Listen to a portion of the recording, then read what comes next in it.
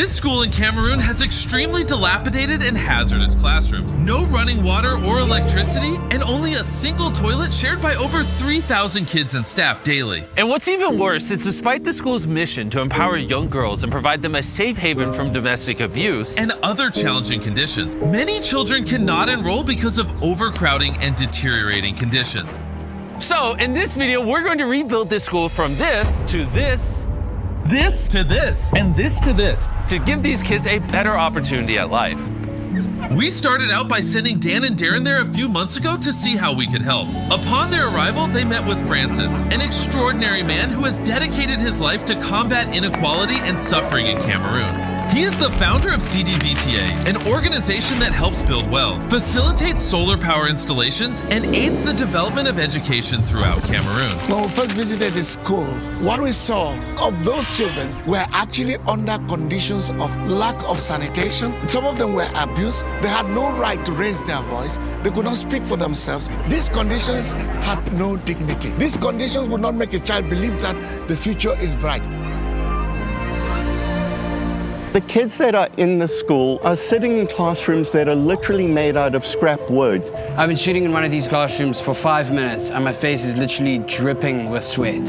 I can't imagine what it must be like to sit in here for an hour-long lesson and learn.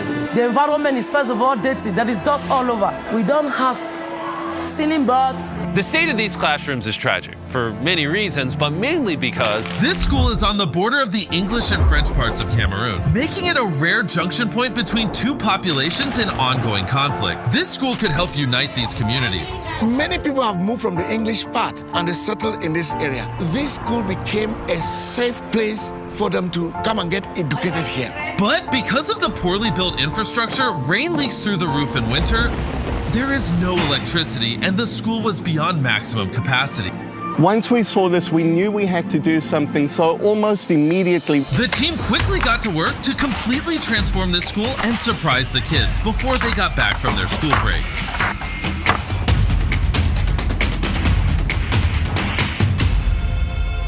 And before the kids returned from their holidays, Darren and Dan went to visit their brand new classrooms.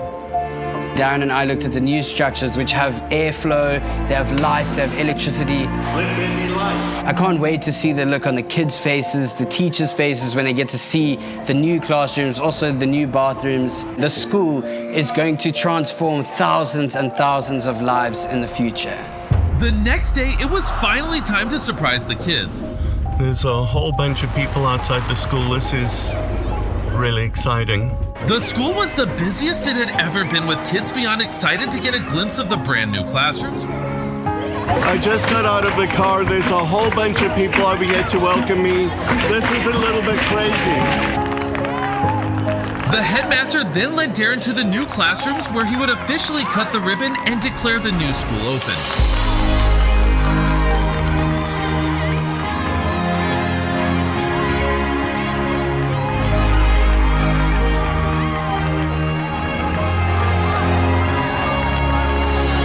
When the environment is beautiful, academics move positively. Just the happiness motivates them psychologically to study and study well. in interacting with these kids over here, I realize that these are children that have a thirst to learn, and providing them the opportunity to realize that is probably the best legacy that we'll leave behind in this community. I can't imagine the impact this will have on the lives of children in this school. Thank you, and thank you very much indeed.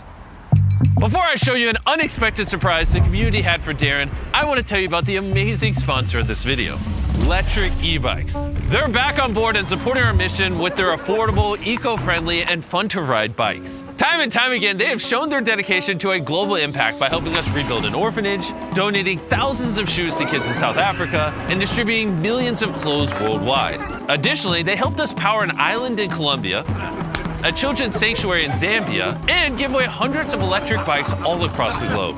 And now, for the 8th time this year, they stepped up and helped us build this school in Cameroon. So I just want to give a heartfelt thank you to Electric E-Bikes for their continuous support. Let's get back to the video. Now it is time for Darren's surprise. So the village leaders took him to a ceremonial hut and dressed him up in local attire.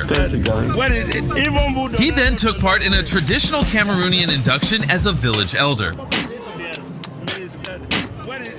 What? Forefathers. Okay. Pull it now. Pull it, yeah.